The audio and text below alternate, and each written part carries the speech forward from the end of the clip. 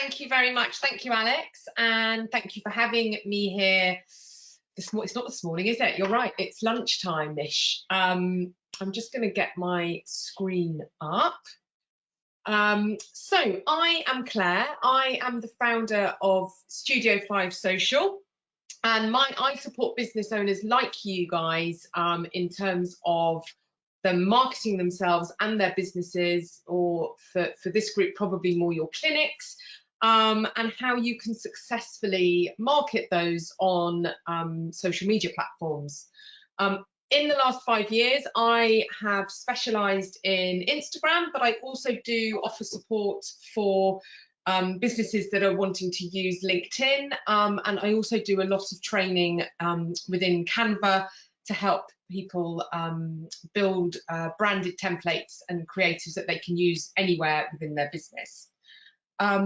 I'm here today to talk to you about how you can optimize and maximize your efforts on social media to really boost and ultimately get the best results for all of your efforts, and to connect with your target audience. And that's a key message from this presentation, is understanding and being able to connect with your target audience, essentially individuals that are going to want to work with you.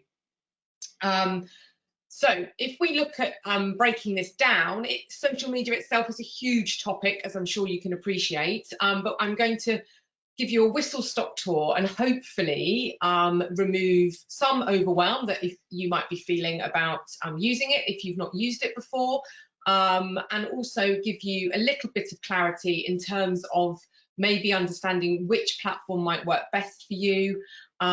Also looking at how important it is to have a strategy with any marketing efforts, not specifically a single platform there, but generally it's really important that you understand what it is you want social media to achieve for you. And that can be, again, quite a big piece of the puzzle, especially if you are just starting out in business. There's so much information and it can feel like there's a never-ending list of things to do, but I'm hopefully going to be able to simplify this element for you.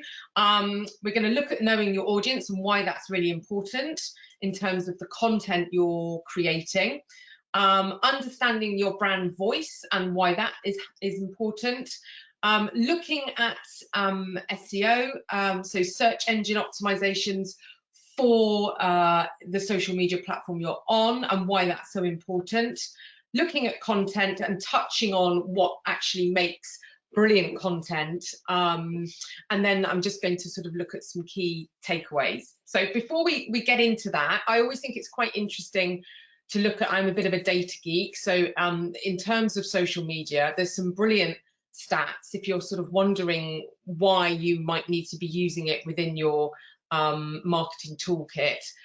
Social media is one of the most powerful ways that you can work towards achieving your business goals in terms of reaching new people. So it might be that initially, probably the majority of you will be looking at something like brand awareness, where it's just letting people know who you are and how you help them. And those sorts of campaigns, they typically, you're looking, if you're just starting out in running your business, that's 6 to 12 months of your efforts typically are going to be very much just about broadcasting and letting people know that you're here. Then you've got other things like you might be wanting to use social media to increase traffic to certain things. So it could be your website, it could be a lead magnet, a freebie that you've created to help increase awareness, or it could simply be to get more traffic on your website for SEO, or engaging with the wider audience. So there's lots of different ways you can be using it. It has the potential to be a great generator for business leads. If you are not necessarily tied to a specific geography and you do things online, you've got a really wide audience that you can be tapping into and having the opportunity to be in front of with your content. It's free. I mean, there is a cost that I'm sure lots of you will nod and agree with in terms of time. You do have to, the cost really is the time it takes to set up these platforms and consistently be on there, either sharing content or engaging with others. But other than that, it is a free marketing tool, and it's a really, really powerful way to build trust with potential clients that you might want to be working with. So in terms of looking at hard stats, currently we, so in 2004, when Facebook first went live, it's fair to say that social media has exploded. So we are now looking at 60% of the world using social media every single day. And in the last 12 months alone, we've had 150 million new users come online in some form or another in terms of platforms. If we're looking specifically at business, 60% of businesses are set to increase their Instagram, specifically looking at Instagram here, this year, and then another at least half of those are planning to do the same for other platforms like Facebook, TikTok, YouTube and LinkedIn. So it really is, social media is definitely a serious marketing investment for business owners. And the amount of time that typically your audience, if we're looking at potential customers, that we're using social media is now higher than ever. So we're at 151 minutes a day as a standard, which frightens, as a mum of 3 teenagers, that frightens the life out of me. But obviously with a business hat on, you've got an opportunity there. And this isn't going, I don't see this slowing down. We're 8 minutes more than we were 2 years ago. So it's looking, and it's set to increase per day. And then a really important point when we move on to content is it's 83% and increasing of our usage is actually on mobile devices, not desktops or laptops. So it's really critical when thinking about you actually putting content out that it's mobile friendly. It's easy for people to see and engage with looking at it on a mobile device rather than a bigger screen. So the big question that I get asked all the time is, which social media platform should you be using to market your business? And what I say to that, I think for any strategy to be successful, it is essential that you spend some time really analysing and understanding which platforms are going to be right for your business and which ones are not. And the main way that you do this is by really understanding who your target customer is, because it doesn't matter which platform you prefer to use or you enjoy using as a consumer of social media. What matters is where your audience are and where they're spending their time scrolling, because that is where you want to be able to be in front of them consistently with your messaging. And that's one of the fundamental rules I think that people can get wrong quite quickly when starting out using social media, is they are using the platform for them, when actually what social media is all about, as Matt Goulart so perfectly puts, is it's about the people, it's not about the business.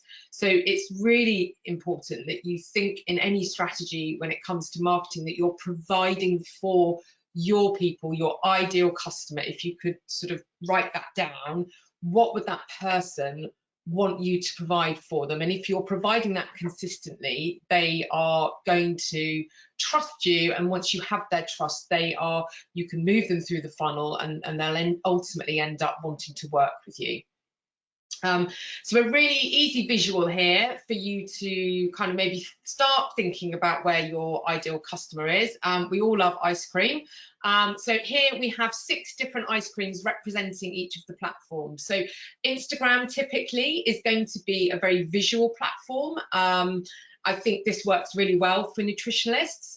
You've got lots of imagery that you can be using around your messaging.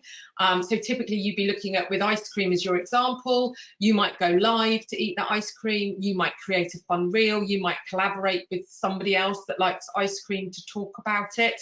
But you would definitely be sharing some tips and behind the scenes and lots and lots and lots of ice cream pictures. Facebook is probably where you would go if you were wanting to talk locally about your ice cream, or find another local group of ice cream lovers. And then if you were potentially looking at maybe putting some advertising behind your organic efforts, you would definitely be looking at Facebook to maybe advertise your ice cream. LinkedIn would be obviously wanting to demonstrate yourself as an expert ice cream eater. You could also equally go live, but you would probably be writing more text about your ice cream in the form of perhaps an article, or sharing in with your network why you love it and what your experiences are. X, formerly Twitter, would be you'd be shouting quite loudly about your ice cream.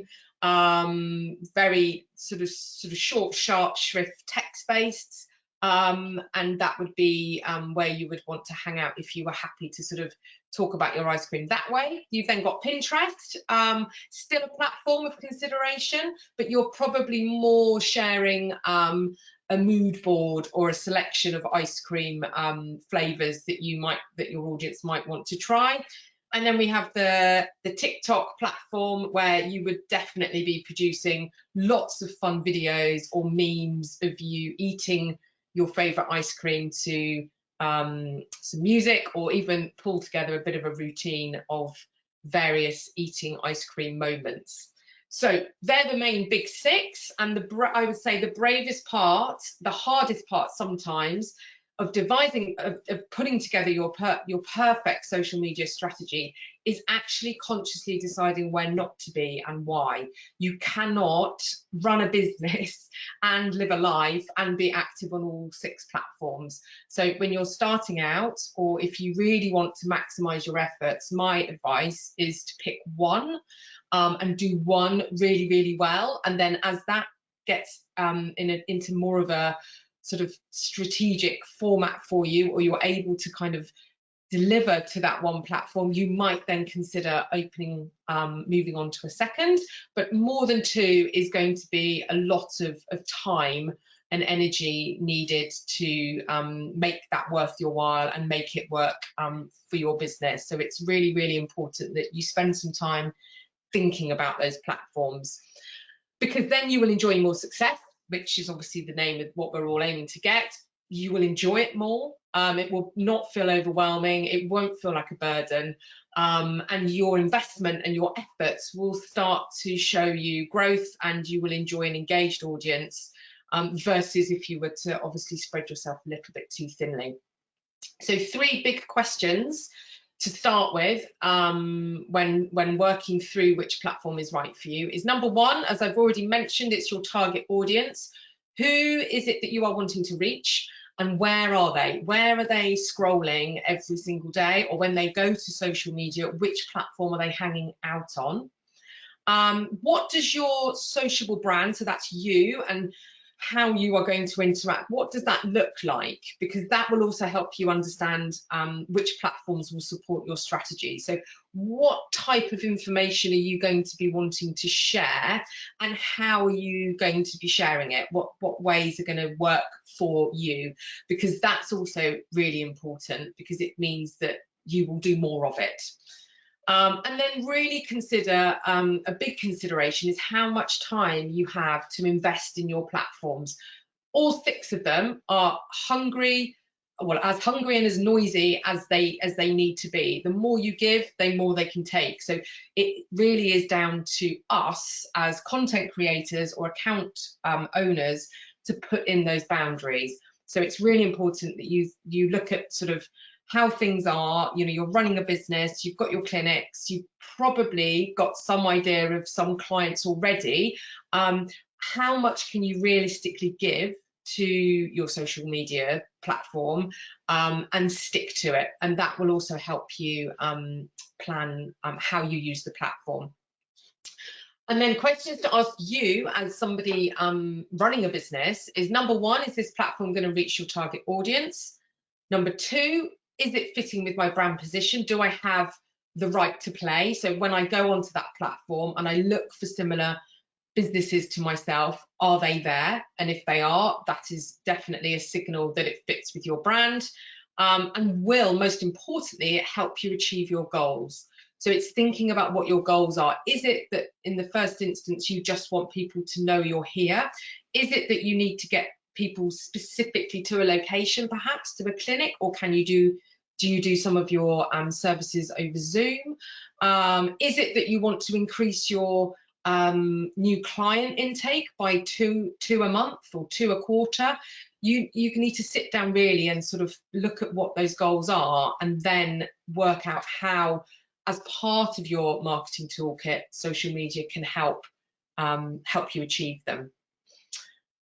So that leads us nicely into a social media strategy. Now, when I'm really conscious that we might have people here that are quite new, and this, when I first started out running my business, the word strategy meant something completely different to where it was when I was working in recruitment.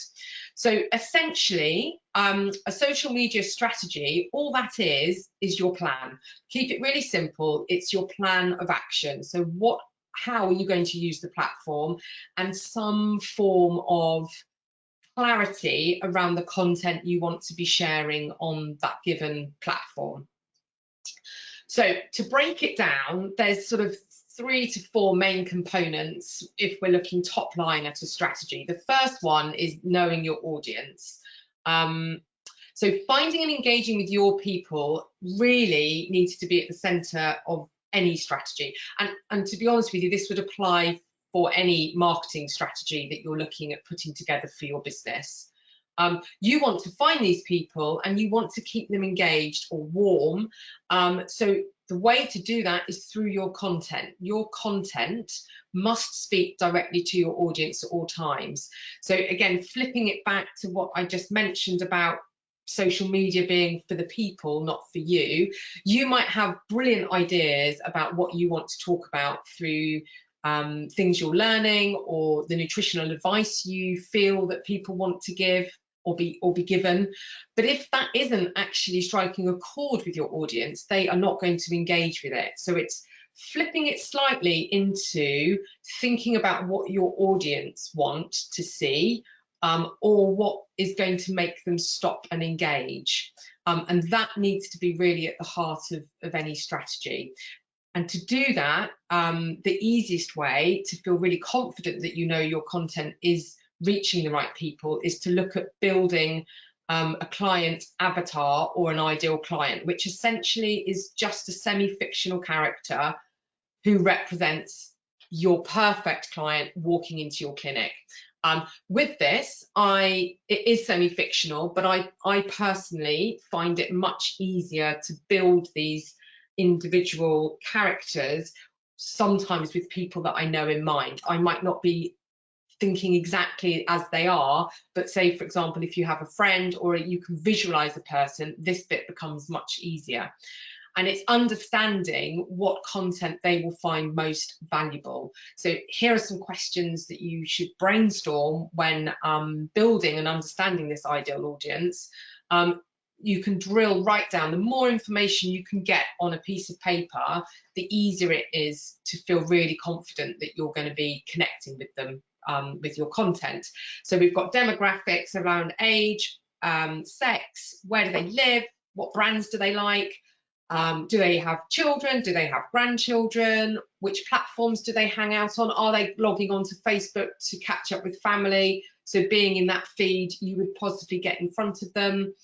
Are they time poor, so are they sort of just scrolling quite quickly through somewhere like Instagram or stories? What time are they on the platform? What hobbies do they have outside of working life or retired life? And how do they like to see content? Are they quick absorbers, or do they like to spend a bit longer reading text and understanding what they're reading? And then most importantly, it's what are their pain points? So what is it that is causing them pain, surface level pain, that you are going to be able to resolve for them? And I always recommend that you do this, you have 3 of these characters. So let's say we've got Bob, Sarah and Fiona, and those 3 people are who you want to be speaking to every time you create content. If you're struggling or you're sort of listening to this going, Claire, I can't think of anybody. If you've worked with any clients in the past that you think I want more of those, they would be one of these. Or if through your training you've met individuals, or even you know, people that have been training you, they also could be one of your target customers. And this isn't set in stone, it's movable. It will evolve as your business evolves. The second thing is brand voice. So this is the way we talk to people. It's the way you communicate, the way you sort of talk within your captions or any text. It's how you want your audience to think and feel. So it might be that you are wanting to sound like more of an authoritative voice. So you sound like you know what you are talking about. So it's very, so it might be longer sentences. You might want to sound a little bit more light-hearted and fun. So that would be shorter sentences using emojis. It's thinking about how you are going to sort of put that together as a tone of voice. The most important thing is there's no right or wrong with this, other than it needs to fit with your target customer, and it needs to be really consistent with anything else that your audience might stumble upon. So it needs to sound the same as your website tone of voice. It should sound the same as any newsletters that you send out, and it should definitely sound the same as if someone was to come into your clinic and meet you, because if it sounds too different or too put on, it's a bit of a barrier when it comes to trust, and it won't resonate with them, and it will confuse people, and the moment you confuse people, you've lost the trust and have to start again. But it's this voice that will be your brand voice and your personality that is going to set you apart from all the other thousands of nutritionalists that are out there speaking to people. People with any service-based business like ours, it's the individual that people are going to buy into, and that is partly represented by your brand voice. So the third bit is looking at the SEO that your strategy is going to help you achieve. And why do we need it? We need it because the SEO is going to really help your content be seen in as many places as possible. And all the social media platforms have an algorithm that is geared up to help you do just this. So it's definitely SEO based. Things that are going to help with your SEO and therefore for you to be discovered. Number one is consistency. So that is across a number of things. So consistently posting content, consistently using the same keywords, as I say. So keywords would be words that you might be using in captions or in your bios or your profiles that teach the algorithm who is going to want to see your content or be directed to your profile. And it just makes it so much easier for the algorithms to learn who you are and what you offer. So what consistency doesn't mean, and I should caveat this, is it's not that we're going to sound like we're sort of a robot or some sort of chat GPT. You know, it needs to sound like a human.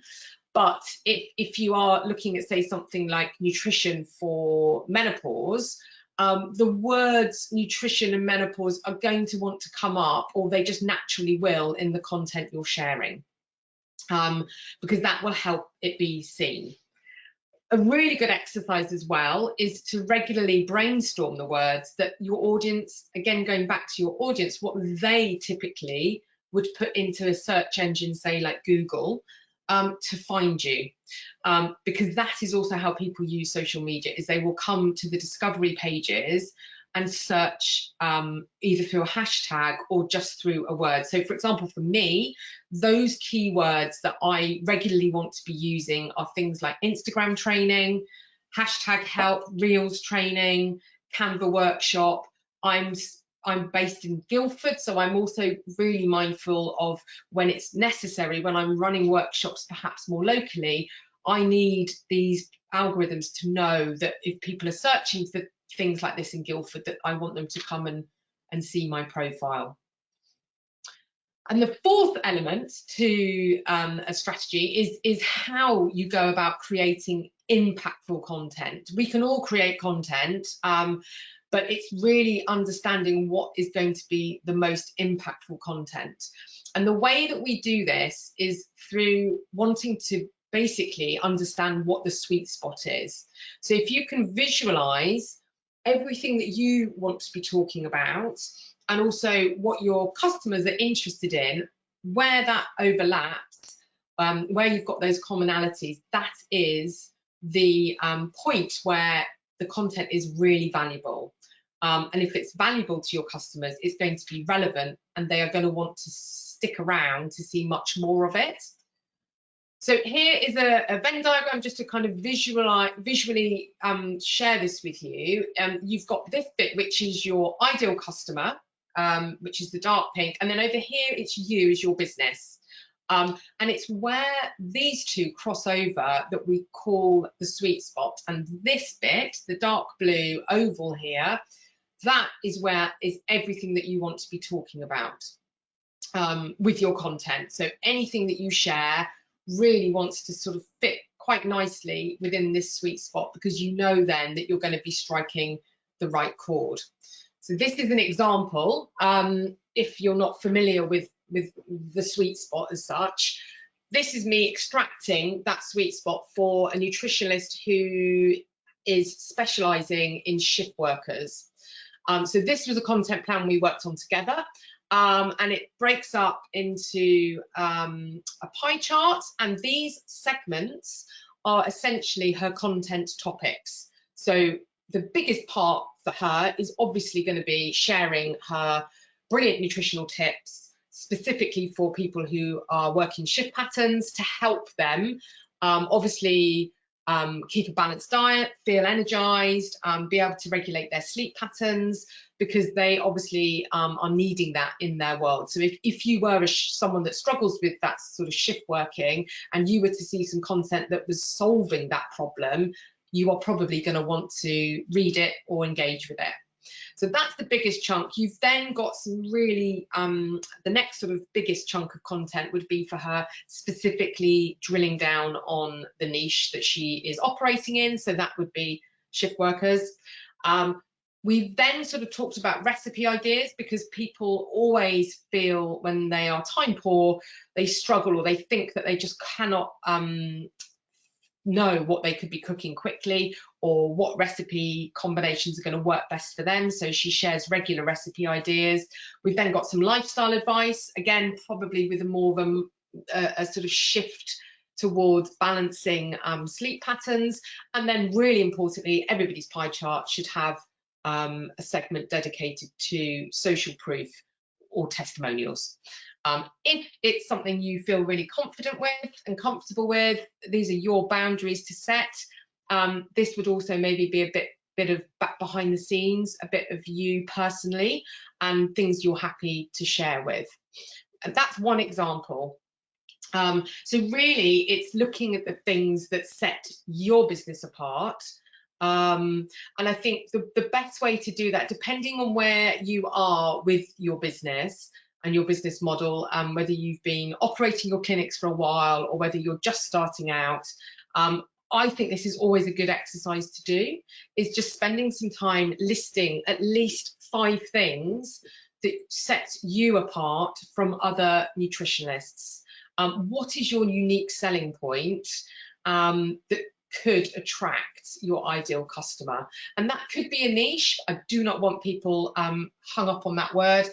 This came out in November when we did the talk. Like, niche is not something to hold you back at all. If you have one, great. If you don't, great. It does not matter. It's more about what your unique selling point is. It could be how your clinic operates. It could be a location that you're working in.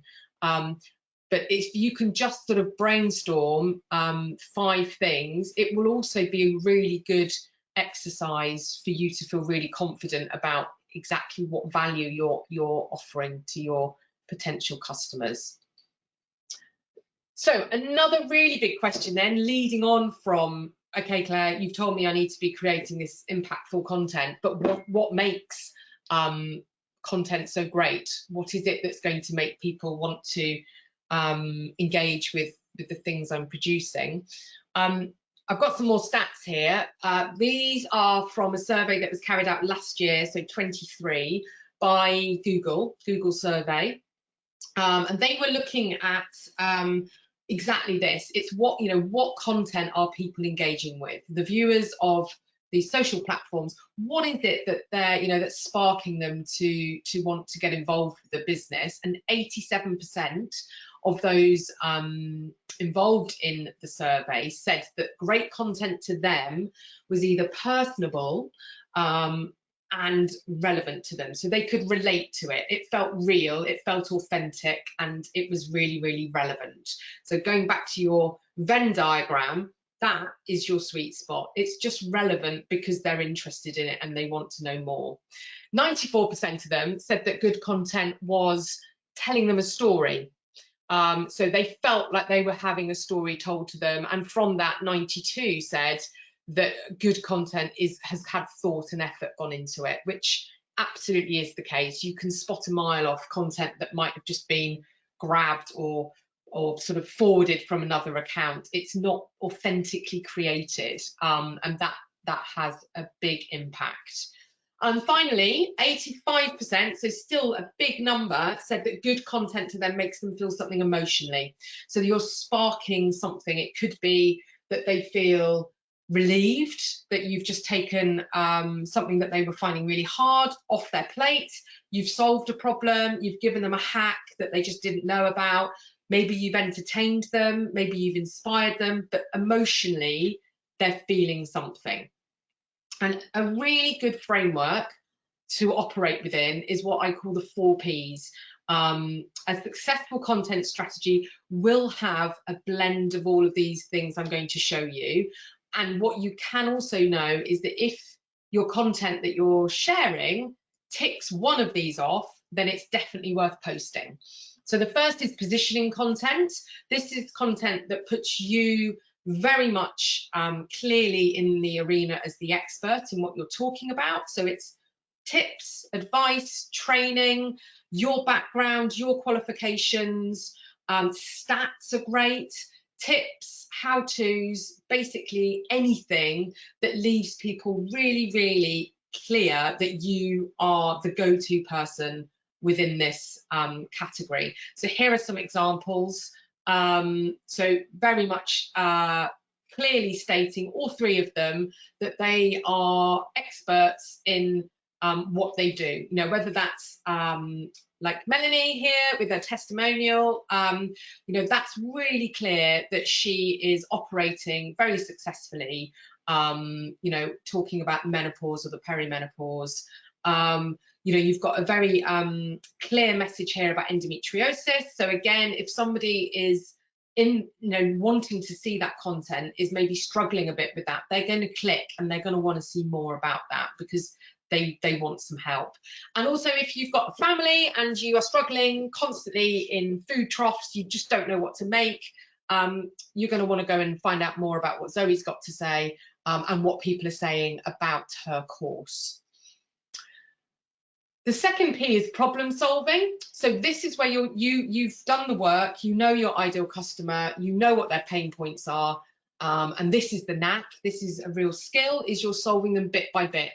You don't want to give them everything at once. You want to give them little tidbits of advice so that they come back for more, and also they start to associate you with this brilliant advice. So they, if they see you in their feed, they're going to come and have a look for more. Now, any of your customers, everybody's audience, you've got two real levels of problems. You've got day-to-day surface level problems that are niggles that we all live with day to day, and then you've got deeper rooted problems that might be keeping them up at night. What you are probably going to be helping with is that surface level day-to-day problem initially. You may have within the sort of specialism of nutrition, you might come across more deep-rooted problems, but your content is really wanting to be geared at those surface level problems. If you don't yet know what they are, or you're struggling, a really good place to start is questions that you get asked frequently by your clients. So when you are treating individuals, what are you hearing over and over again? Or is there something, you know, maybe there's patterns that emerge, there's certain times of the year that you hear this, you know, winter, vitamin D, you know, what is it that you're hearing lots of? And those are really good questions to answer in your content as well. So here are some examples. Perimenopause and menopause, how to manage your symptoms. I mean, that's clear. That's really clear what this is going to be, what this reel is going to be helping with. You know that you're going to get 3 top tips. Why is organic produce better? Here are 5 reasons. Again, that is going to be of interest to individuals who are contemplating maybe moving over to organic food.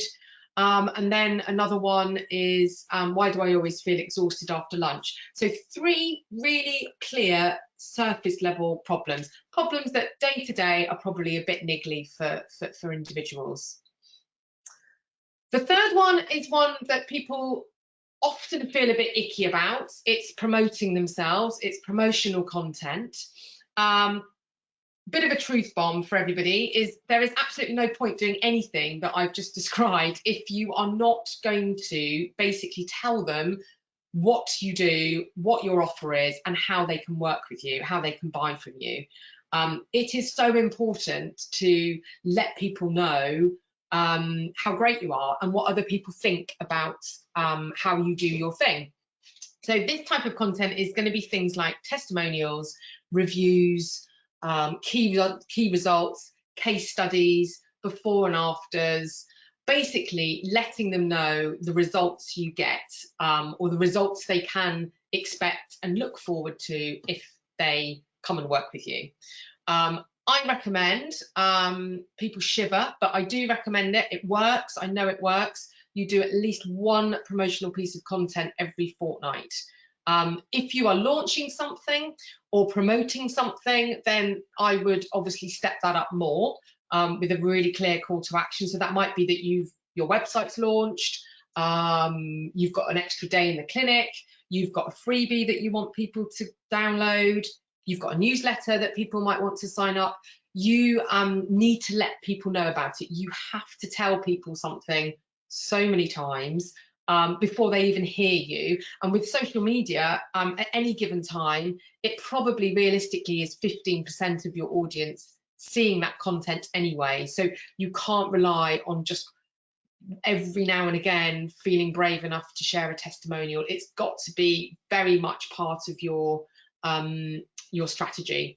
So here are some examples, quite subtle, you know, you don't have to do it too much in your face, but very much here there's a program that Anna was running, and it's just letting people know when it is and how to join, new website launch, free guide here, and then Melanie was also running a webinar last year on how to thrive in perimenopause. She's also doing another one now, actually. So if you wanted some more inspiration, go and have a look at Melanie's feed, because she's got a sort of start the new year cleanse thing that she's running, and she's doing that really, really well in a whole mix of different types of content. And then the final P is personality. So with service-based businesses, this is absolutely critical because people are buying into you as well as what you offer. So it's what makes you stand out. And these are all things around your why, your business journey, behind the scenes content, you in action, motivations, letting people know your values, sharing maybe quotes or anything that lets them in a little bit into what your values are. And this will always be your most engaging content by far. Your promotional content will be seen, it will filter in for people, but you won't get as much engagement. The personality content is where you will get loads of engagement. So here we've got the lovely Haritha. Now, Haritha joined me on my Instagram Growth Club course last year, and she's absolutely booming it now. This was one of the posts we put together, and it's all about her. It's letting us know who she is, where she operates, and the types of things that she can help with. This one here is a really easy way. If maybe sort of being front of camera doesn't come that naturally, or you just feel it's a bit too much at the moment, a simple picture of you and just letting people know who you work with or how you help is really effective. That's a really easy way to introduce yourself to your audience. Or just a simple picture with one of your delicious recipes that you've pulled together here, like Anna. I've given some examples, they'll be in the handouts, or you can screen grab, of the different types of content. So here I've given the 3 Ps, specifically thinking about you know, nutritionalists and how you might want to kind of come up with a bit of a content rotation for your platforms. So you've got 3 in the positioning, 3 in problem solving, and 3 in promotional. If you still are struggling, you can also go to my website, which details are going to be at the end. I've got a free download which gives you 30 content ideas that you can just print off and, again, sort of rotate till you kind of feel a bit more confident about what you're posting. So then, what actually helps this content stand out? There's lots of different things, but all the platforms are the same. The most important thing is that your messaging is clear, really simple, using language that creates emotion. Going back to the kind of survey, it's you want to strike a chord of emotion with your target audience, and do the so what test. So when you've written it, just go, so what is the value? What's someone getting from this, and is it enough? And if it is, then that's brilliant. Definitely a call to action. Probably not every post, but you need to get into the habit of letting people know what you want them to do with your content once they've read it, once they've used it.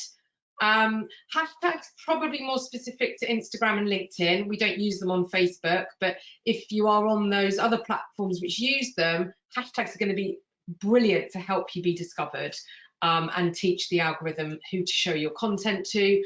And it goes without saying, your imagery has to be really sharp. There's absolutely no point posting blurred, wonky, black-edged images. If you think about people on the mobile scrolling, that's going to get lost. It's got to be bright and colourful and stand out. Couple of examples. Here we've got Karen, you know, nice green, really simple messaging. Am I constantly tired? Yes. But am I staying awake? No. So she's calling people out, and then also giving some really clear advice in her caption. So we've got a mix of emojis, so we've got lots of nice white space. That is really easy to consume and also packed with value. Here's an example of what not to do. So this, I'm not naming any names, but I've grabbed all of these from feeds that I've seen in my Instagram. I have no idea what this is about, and I'm definitely not interested in finding out more because it's very grainy. And already within 2 seconds, I've scrolled on to something else, possibly like this, which is really clear, really able to digest that. And I can see this is the sugar-free challenge I was talking about that Melanie's running. It's a brilliant picture, really sharp, tells me exactly what. If I'm interested in doing a sugar-free challenge, I'm going to click because I'm going to want to know much more about it. And then here's another yes and no. So again, really grainy. I can't really work out what that is. The caption was not telling me what it was. I'm not going to hang around here. This is really eye-catching. It's really jumped off my scroll. I'm going to hang around and find out a little bit more. So to wrap up then, things to remember when thinking about using social media for your business. Definitely put the consideration in, put the time in as to which platform your audience, the people you want to reach, your target customer, where are they going to be? And that's the platform for you. Definitely spend time getting to know your ideal customer. Who are they? What are their habits? How do they behave on social media? What do they need from you? Keep content super simple and jargon-free. And really give people a strong reason to engage, and then make it super easy for them to do so. There's no point giving them so much value getting them ready to engage, but then they have to go through another 3 layers to actually do that. You want really simple engagement techniques. Call to actions, always. I recommend that you do a bit of a brainstorm. You only need 5 or 6 call to actions that you regularly use. If you see ones that you are reacting to in other people's content, use those, because if they're making you take action, I can guarantee they're going to make your audience do the same. So have an inspiration folder or list of call to actions. Definitely try and spark an emotional reaction, whether that's fun, whether that's inspiration, whether that's educating people. You want to think about what your content is going to spark. Definitely scroll stopping images or graphics. I've put here Canva. I don't know whether any of you have been using it or do use it, but Canva is a really good place to get those eye-popping graphics pulled together, and obviously have them in line with your branding, but really sharp, and are going to help your imagery stop the scroll. Post for your audience. Remember those 4 Ps and make sure you are using at least one of them, but your content strategy should be a blend of all 4.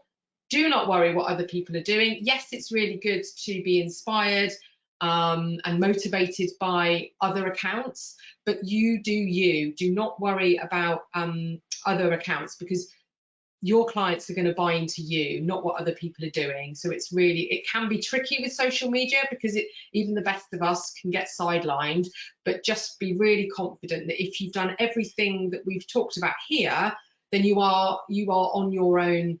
You are on your own journey, and your strategy is robust enough to take you to the business goals you're looking to achieve.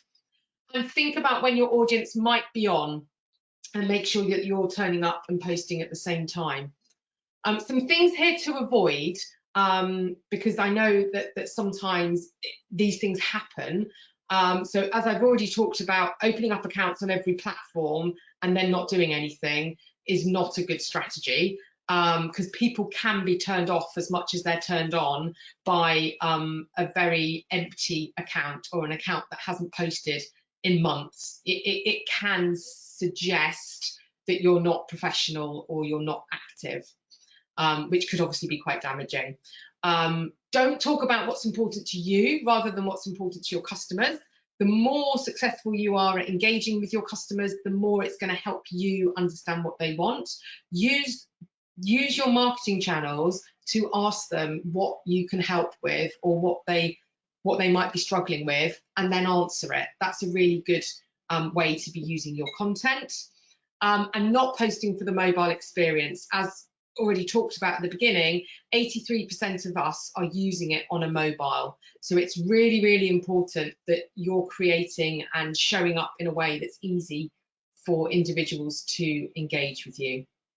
And then a final reminder that social media in 2024 is not about the vanity metrics. When social media first launched, possibly people were racing to catch the biggest amount of followers, the biggest amount of likes, being the most perfect picture that you could make. That is not going to make you any money or find you any customers.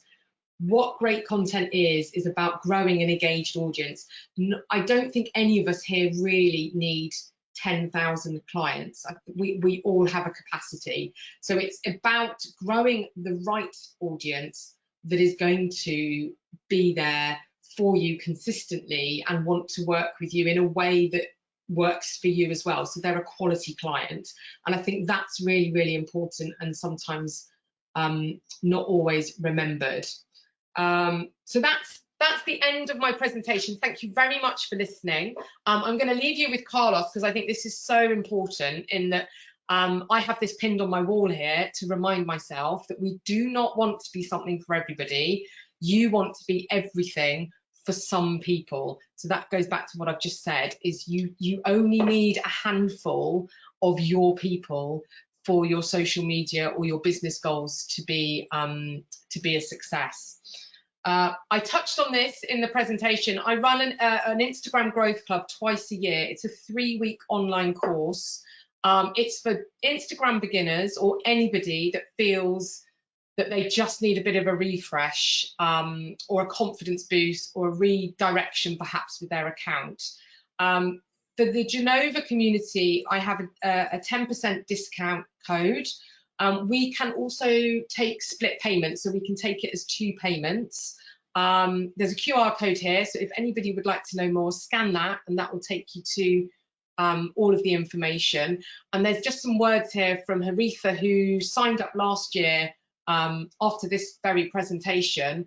So you can find out a little bit more about how she found it, and she is having a lot of success with her Instagram now in terms of finding new clients to work with.